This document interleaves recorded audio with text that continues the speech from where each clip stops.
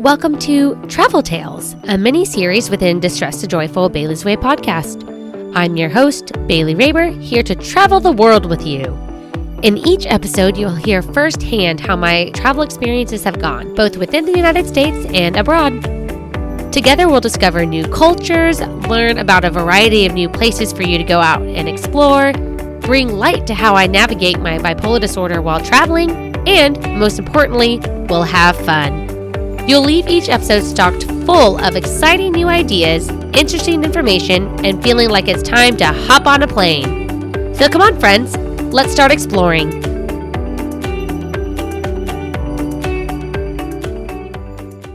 Hello, friends. Today we are starting our adventure to Paris. So if you're on YouTube, I'm holding up a canvas of a beautiful painting of the Eiffel Tower. It's black and white. It's got some red in it with a little couple walking under an umbrella. I bought this while we were in Paris. I have been obsessed with Paris for a very long time. Speaking of which, that's actually part of the beginning of this story. So before I get started, I do want to warn you guys that this episode will be quite a bit shorter than normal. This is day one, part one, traveling to Paris, France from Houston, Texas. So I've dreamed of traveling to Paris for as long as I can remember. I even took French language courses in high school while most kids took Spanish, which was a much more useful language to learn as Texas has a lot of Hispanic culture.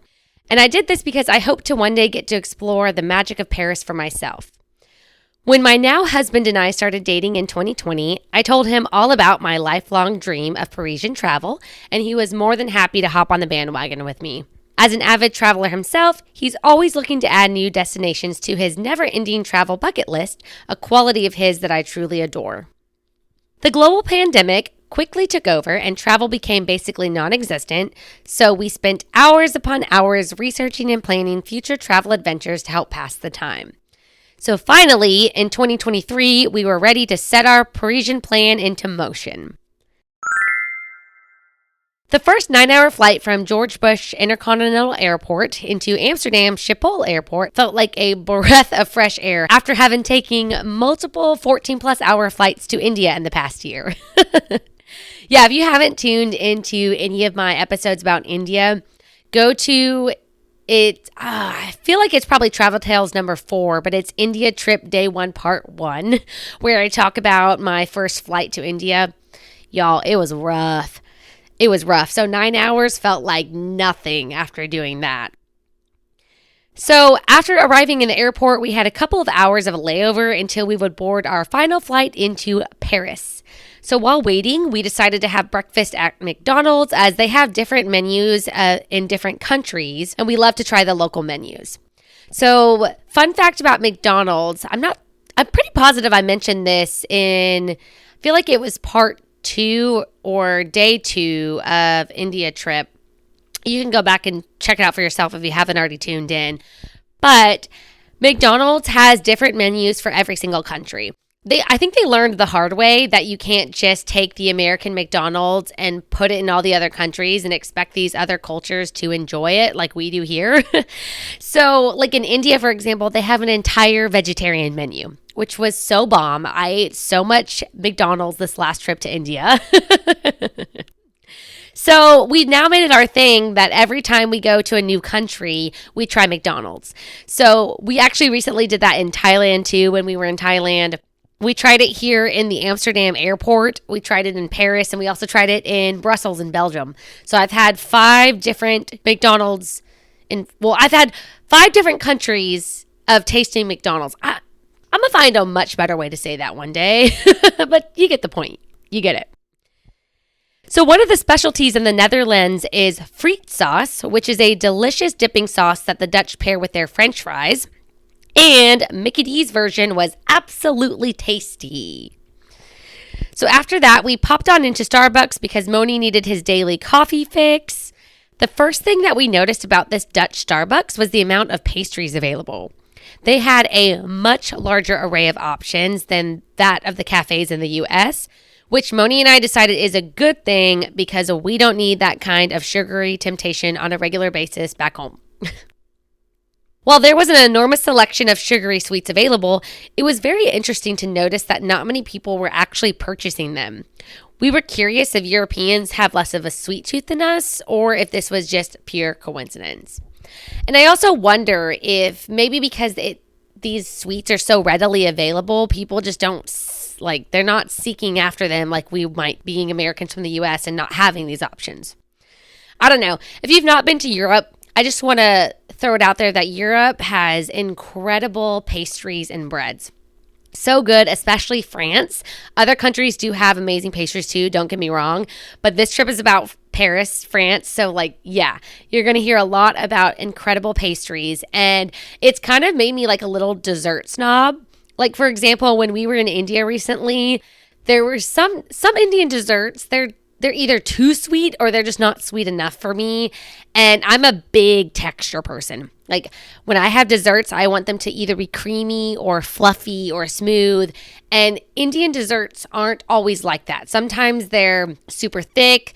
They're like crumbly. They're not always the texture that I prefer. Like, I prefer the texture of European pastries. I've now kind of become a little snob. Try not to eat too many desserts back home and just save it all for when we travel to Europe. But yeah, that's a little fun fact about me and desserts. So after grabbing our coffees, we found a nearby area with some outlets available. So we took a seat and spent some time charging our phones, as we still had at least an hour until our boarding time would begin. Moni got up to find the restroom, and not long after leaving, the lady sitting at the table next to ours looked at me and said, she said, "Do you" in English, and then proceeded to finish her sentence in Dutch.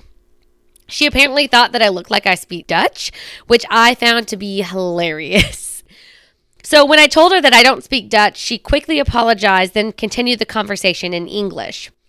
She told me that she is the director of a children's choir and that she was heading to San Diego, California for work. She then asked if I would take a video of her sending a message to her students about traveling to America for the first time. I have no idea what she said in the video because the entire message was in Dutch, but I thought that the idea was really, really sweet. So really interesting thing is that this was actually the first of what would become many different interactions with strangers throughout Europe where I was assumed to be able to speak a language other than English. It happened multiple times, y'all. It was crazy. So I'm going to slide in one really fast that I'll tell again later, but also just a little preface. Ooh, I should look up that word. I think it's preface. So this trip to Paris, France, we started out in Paris. We spent a week in Paris. Then we went to Brussels, Belgium by train for just one day. And then by train, we finished off in Amsterdam, and we spent 3 days in Amsterdam, Netherlands. And then we took a train back to Paris, spent 2 more days in Paris, and then flew back to Texas. So while we call this our Paris trip because the main point of this trip was going to Paris, we did sneak in a few other countries because, y'all, in my opinion, if you're going to Europe, you might as well hit up as many countries as you can, or at least one other country that's close to the main country that you're heading into.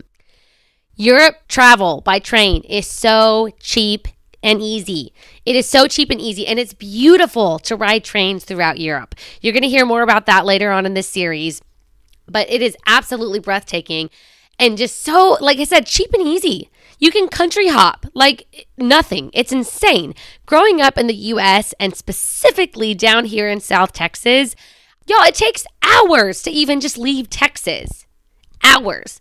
And the closest country that we could go to by car is Mexico, but the border is not a great place to be right now. So I can't easily get to other countries without hopping on a flight. So the fact that I can get on a train, pay $30 or less, and take it an hour and a half, and now I'm in a whole nother country, y'all, it's wild. If you've not been to Europe, I highly suggest tuning in to all of these episodes, especially if you're hoping to plan a trip one day. And just so you kind of get an idea of what we did and how easy this was. It's so much easier than you guys might think it is. So much easier. So just tune in. I'll give you guys all the tips and tricks. Yeah. So we're almost done. Let's get, I totally forgot to mention the funny thing about speaking another language than English. So, when we were at Amsterdam, it happened so many times. People just assumed that I spoke Dutch. I guess because I'm a happy person and the Dutch are very happy people, that they're just like, oh, she's a happy white person. She must be Dutch. I don't know. It happened a lot. It was really funny. I actually enjoyed it a lot. And it only happened a couple times in Paris, very few times. But one time was interesting because an American thought that I could speak French because I was speaking a little bit of French. You know, just about 10 minutes ago, I mentioned I took French courses in high school. Some of that I still remembered while we were here in Paris, which was actually like really cool and surprising. So I was speaking as much French as possible. That's just what I try to do when I go to other countries. It's just, it's respectful to the country that you're in to just use as much language, their own language as possible. Learn whatever you can. I always recommend that. And I was speaking some French, I guess. I don't remember what I said. And this girl, I know she was American because you can tell. You can hear the accents. I'm like, oh, this girl's American. So she was speaking to me in like whatever little broken French that she used. And I just responded in English. And she just kind of looked at me like, oh. Yeah, really, really funny. These things just, they crack me up. Okay, so while we were sitting on our final plane to Paris, the trip did not feel quite real yet. I'm not sure why, but it might have had something to do with not being able to fathom that this dream that I've had for so long was finally becoming a reality. I often struggle with imposter syndrome and feeling like I don't deserve good things in life, though I believe that as soon as I saw the Eiffel Tower in person with my own two eyes, that these feelings about this particular trip would quickly wash away. Okay, so that's the end of this article that I wrote, and I guess I forgot to mention more about my obsession with Paris. I thought I'd put more in here than I did. So let me give you a little backstory as to why I have an obsession with Paris, and all of this kind of makes sense as to who I am as a person and all that. So I remember I was probably maybe 11, 12, 13, something around those ages. I was definitely a preteen, not in high school yet. It was either junior high or late middle school. And I was at my grandma's house in Dallas. Every time we went up there, we didn't really do much. We watched a lot of Lifetime movies. If any of y'all remember the Lifetime movie channel, we watched a ton of those. And I remember watching a movie about Coco Chanel. So if you don't know anything about the Chanel luxury brand, the woman who started it, her nickname was Coco. Everybody called her Coco. Her last name was Chanel. Her real name was actually Gabrielle. So Gabrielle Chanel. She started out as a hat maker in, I believe it was the 1910s or 1920s. Don't quote me on the dates. But she started out making hats. And then eventually she revolutionized fashion for women. So she was living in Paris, France. She created, so let me kind of give you an idea. Women in the early 1900s were still wearing corsets and giant skirts and bustles and clothing like that was from the 1800s. That's not easy to move in. It's not practical. It was for women who just didn't work or like didn't have, I don't know, didn't have much that they needed to move for. And Coco Chanel was a big time rebel. One of the reasons why I love her. And she was like, we're not doing this anymore. This is ridiculous. I can't move. Let's change this. So she came up with these suits. And these suits were just like a jersey knit pencil skirt and the Chanel jacket, which everybody knows the Chanel style jacket. If you don't know that, just Google Chanel jacket and you might recognize a photo. You've seen it on movies, TV, something. I actually made one in my couture dressmaking class last semester, which was so cool. But besides the point. So I watched a movie about her and I just fell in love. I'm like, wow, she is a rebel. She's a badass and I love the way she dresses. Her style has always been very classy and elegant. Pearls. I'm obsessed with pearls and I attribute a lot of that to Coco Chanel. So my obsession with Paris came from, you guessed it, Coco Chanel. So that was a huge reason why I chose to take French in high school, because my obsession with Paris. And I've always had my bathroom be Paris themed. Like our current bathroom is Paris themed.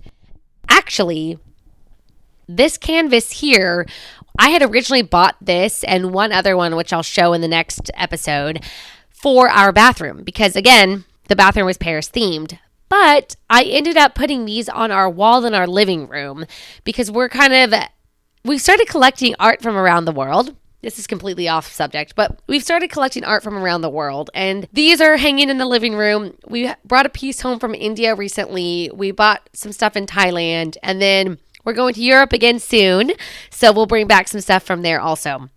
But I actually didn't get anything, like any art from Belgium or from the Netherlands because we didn't come up with this concept until after we came home and decided, wait a second, why should we hide these in our private bathroom in our bedroom when we could display them in the living room and then get to tell stories about them? Like, so cool. Yeah. All right. So that is it for day 1, part 1.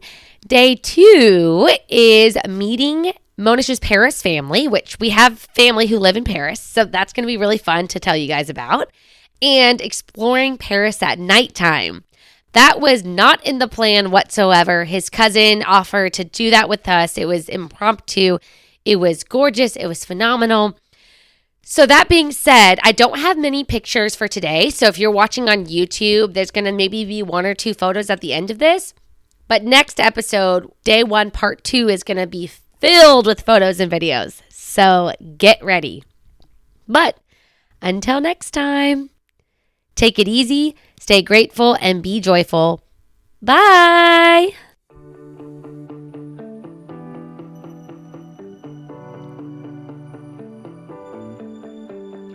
Thanks for tuning in to another episode of Travel Tales. Head on over to whatishaybellsdoing.com/travel to find the resources mentioned in today's episode. You can watch this episode for free on YouTube, complete with a bonus slideshow of photos and videos from this trip. If you enjoyed this episode, please leave a rating on your favorite listening platform or write a review on Apple Podcasts. Also, don't forget to hit the subscribe button to stay up to date on new episode releases. See you next time for another great adventure. Bye!